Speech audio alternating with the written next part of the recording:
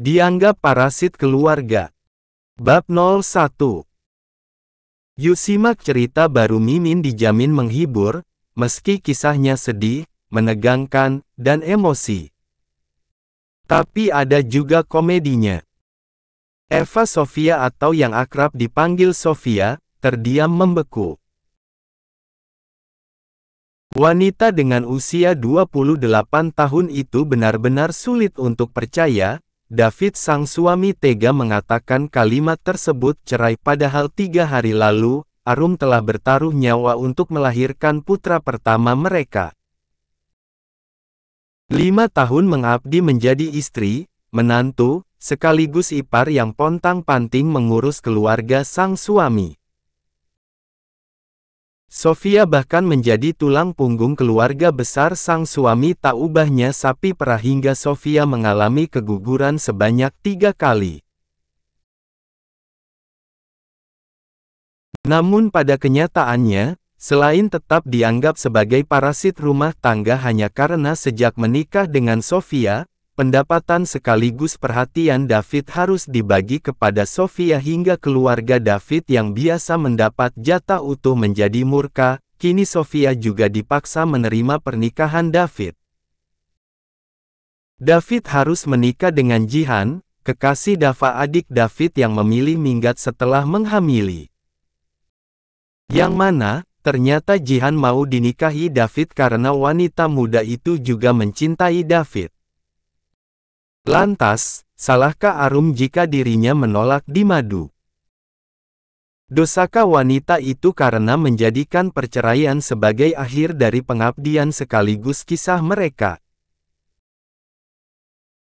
Juga, mampukah Arum membuktikan dirinya bisa bahagia bahkan sukses bersama bayi merah tak berdosa yang telah Angga dan keluarganya buang hanya karena ia tetap memilih perceraian? Kisah ini terinspirasi dari kisah nyata. Sejak melahirkan, istriku jadi kasar banget. Ibu, kakak, dan orang rumah sampai jadi enggak betah di rumah. David menghela napas dalam, demi meredam rasa lelahnya.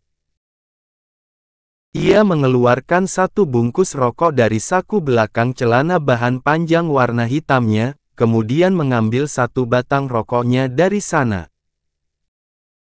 Di sebelah David, Fajar yang merupakan sesama pegawai bank swasta tempat David bekerja, tersenyum geli. Pria yang kiranya berusia di pertengahan kepala 3 itu menepuk-nepuk bahu kanan David, kemudian duduk di bangku besi, tepat sebelah David duduk.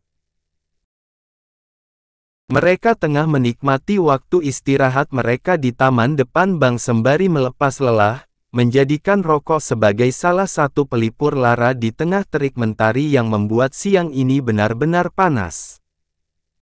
Mungkin itu semacam bawaan suasana abis lahiran. Istri kamu ingin diperhatikan lebih dari sebelumnya karena dia merasa sudah kasih kamu anak. Fajar tersenyum geli cenderung mengejek.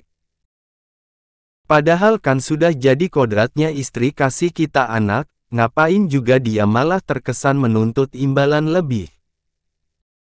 Toh sebagai suami, kita juga sudah capek kerja cari nafkah.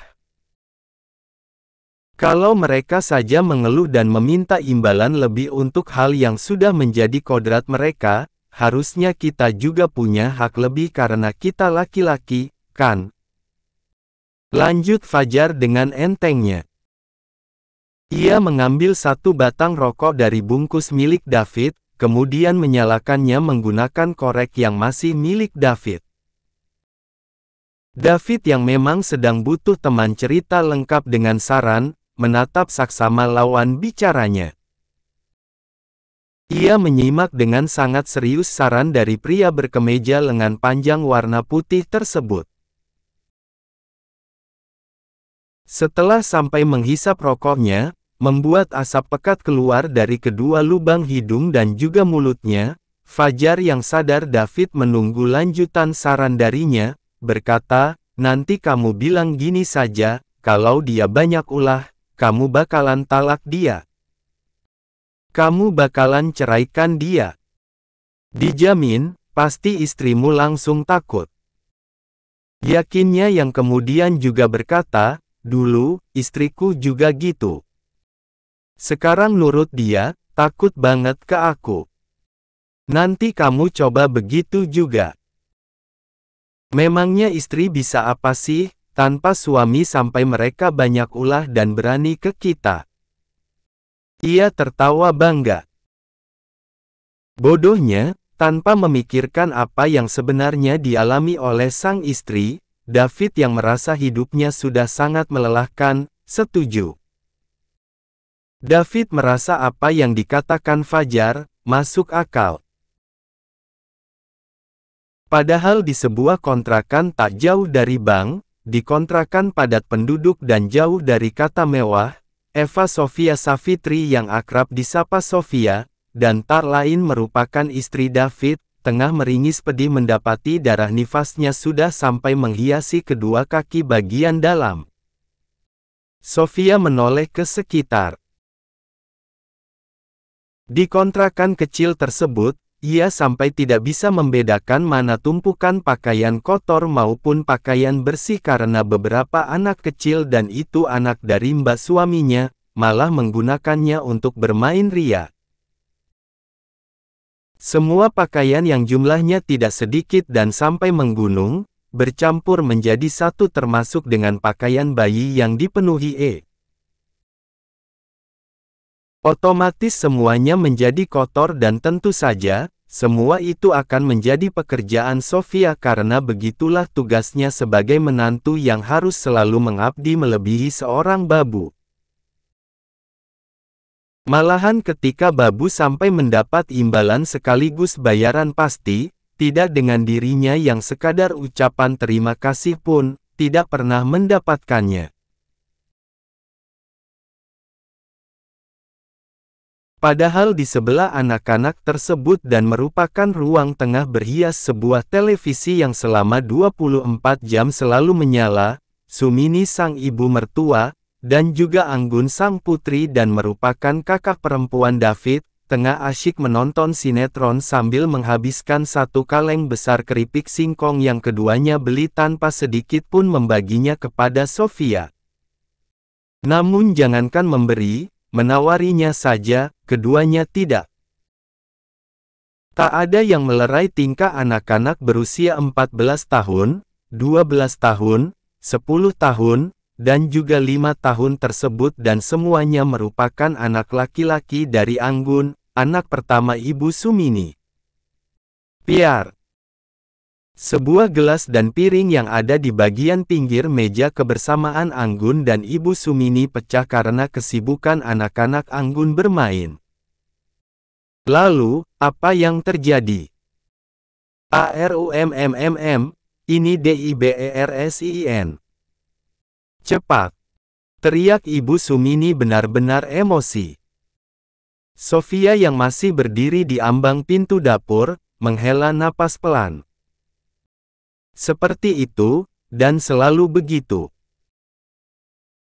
Bukannya menegur dan memberi anak-anak arahan selaku penyebab keributan, keluarga sang suami termasuk anak-anak Anggun, selalu saja menjadikan Sofia sebagai olok-olokan. Bentar, Bu. Aku mau ganti dulu, ucap Sofia masih berusaha bersabar. Darah nifasnya masih sangat deras karena ia terlalu kelelahan. Ini hari pertama dari ia melahirkan. Namun jangankan mendapatkan ketenangan, sekadar istirahat cukup termasuk makan cukup saja tidak Sofia dapatkan.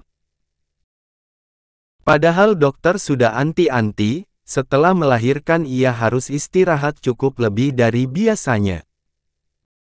Namun pada kenyataannya, lagi-lagi Sofia harus kerja rodi. Kedua kaki Sofia sudah terasa sangat pegal sekaligus panas.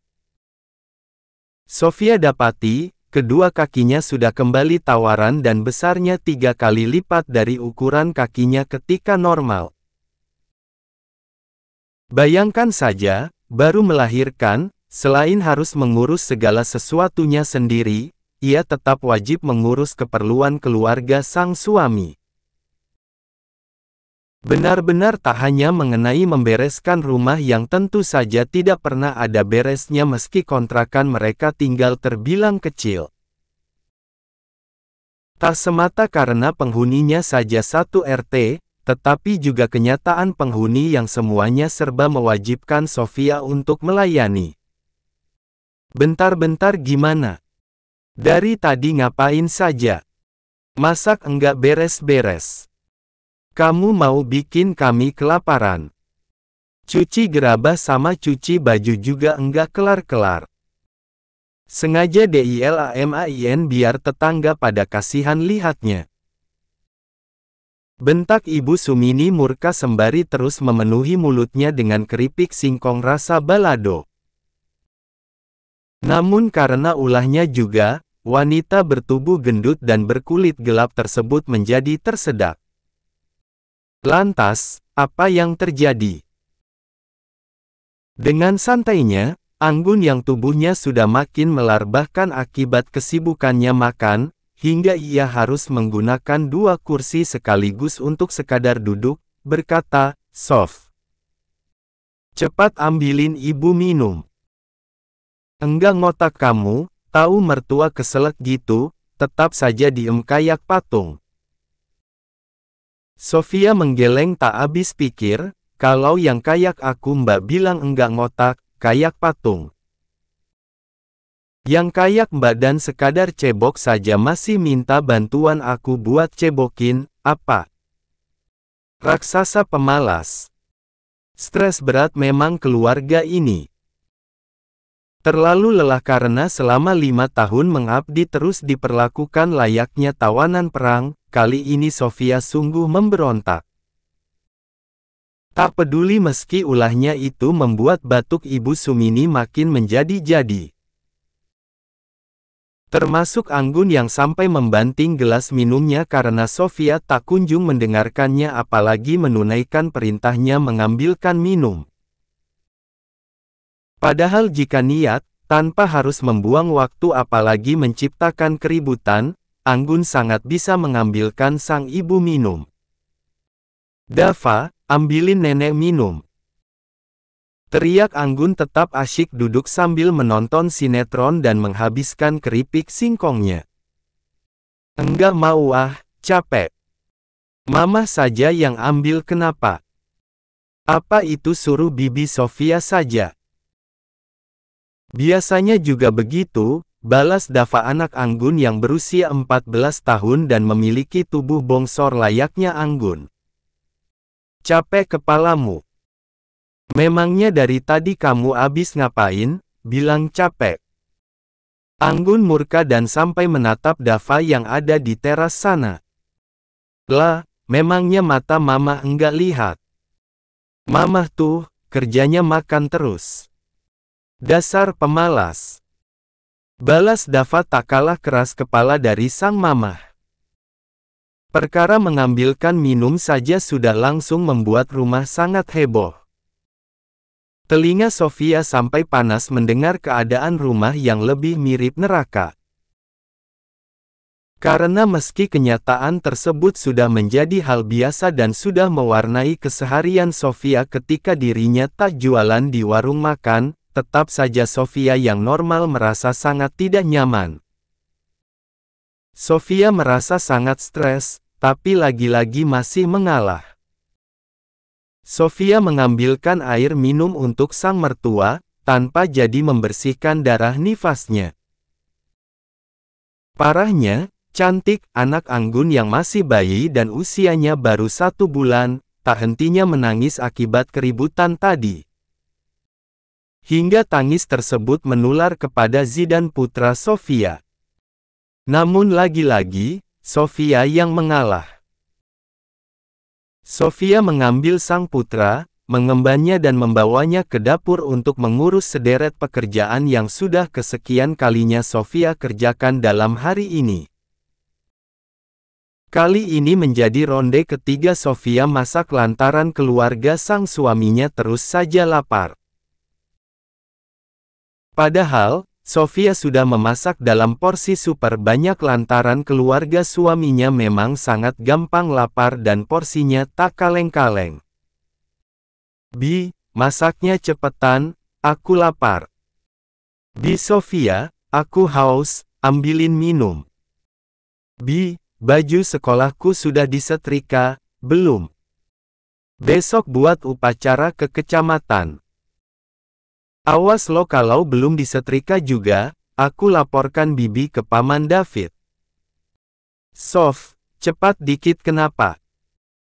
Kamu beneran lagi masak apa malah bengong kayak sapi ompong sih? Bentak Ibu Sumini.